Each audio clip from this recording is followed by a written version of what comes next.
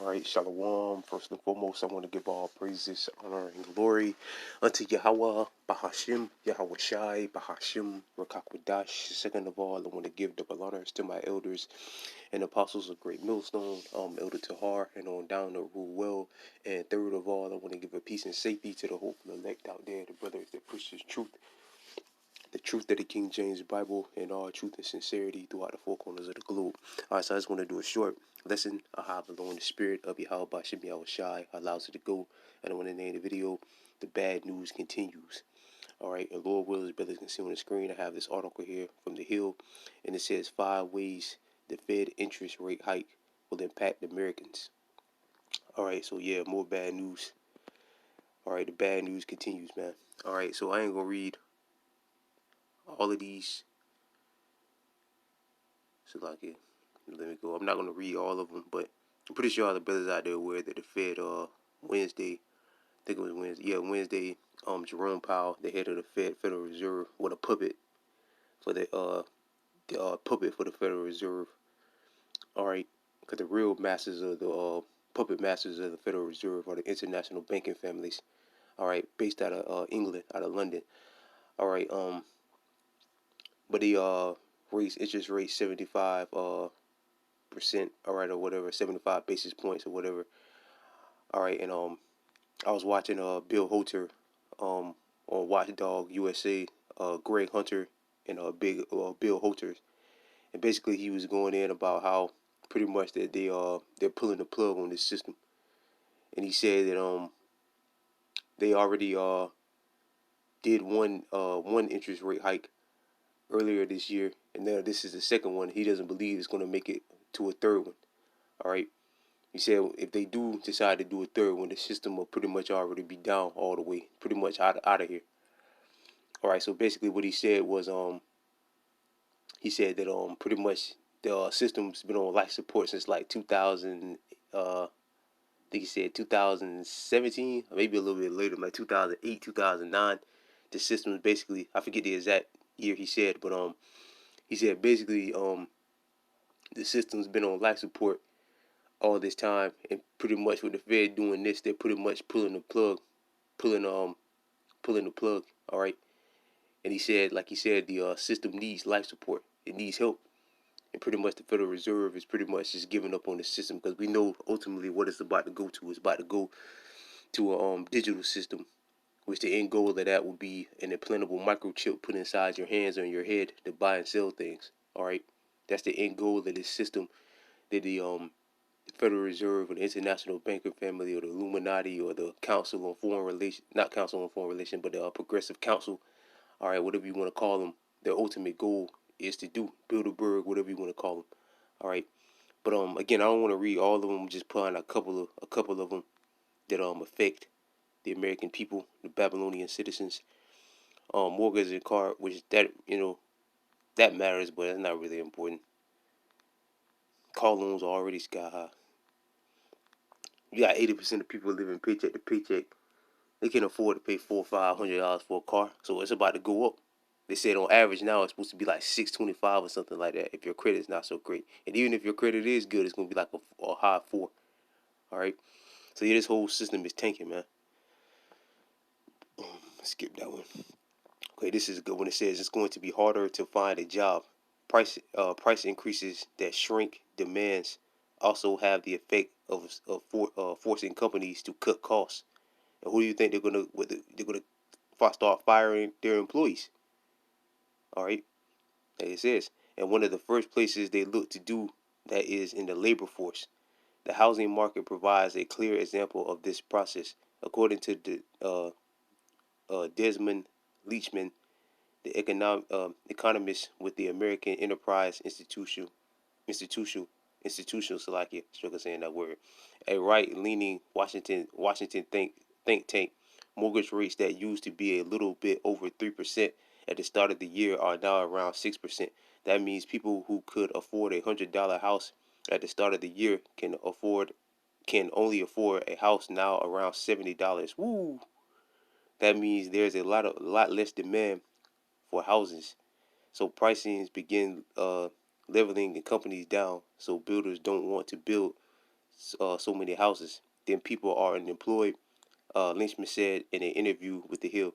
While this may sound like a bad thing, it has a positive long-term effect for the economy. This economy is done, man.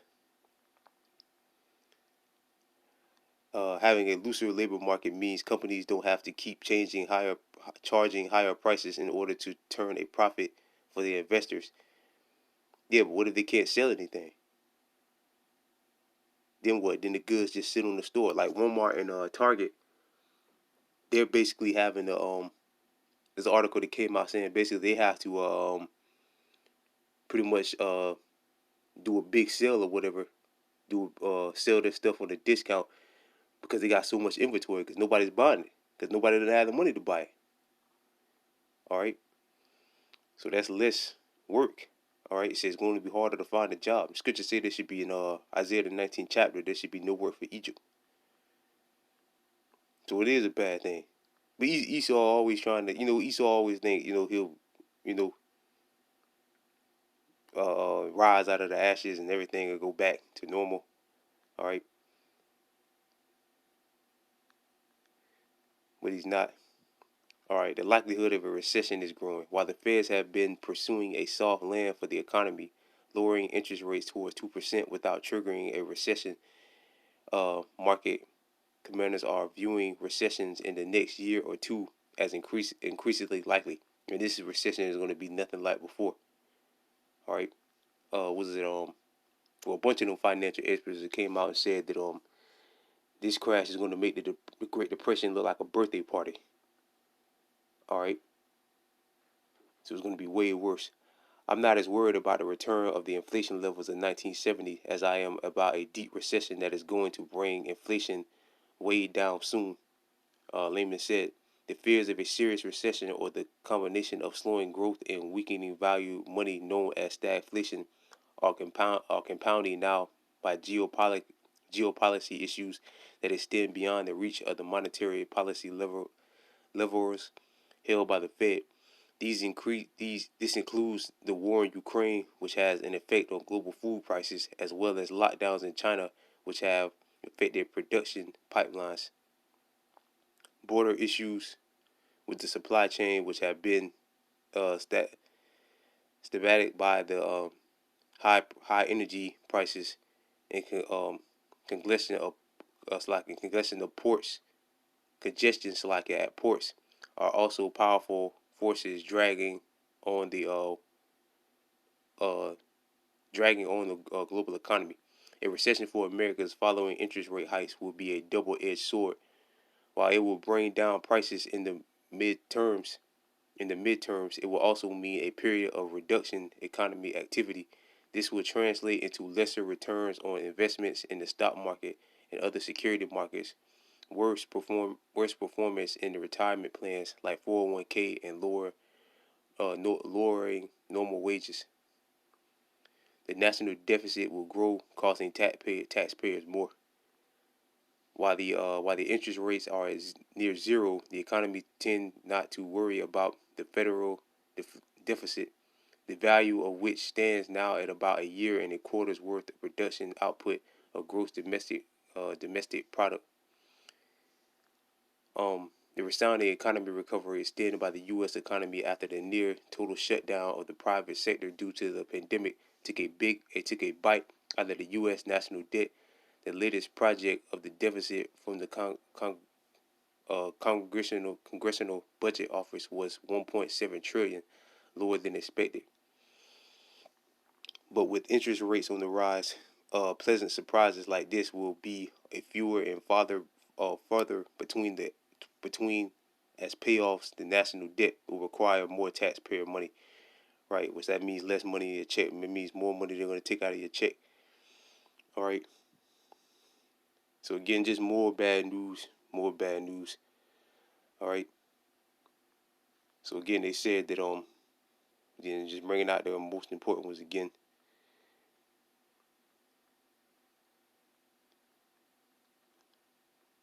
It's going to be harder to find a job. The likelihood of a recession is growing. And again, a lot of them financial experts have been saying that this recession or depression is going to make the Great Depression look like a birthday party or a party. The national deficit is going to grow, costing taxpayers more. That means less money in your checks. All right, because they're going to take more money out. All right, so yeah, just more bad news, man. The bad news continues, and it's only going to get worse. Get one scripture and I'm gonna close it up.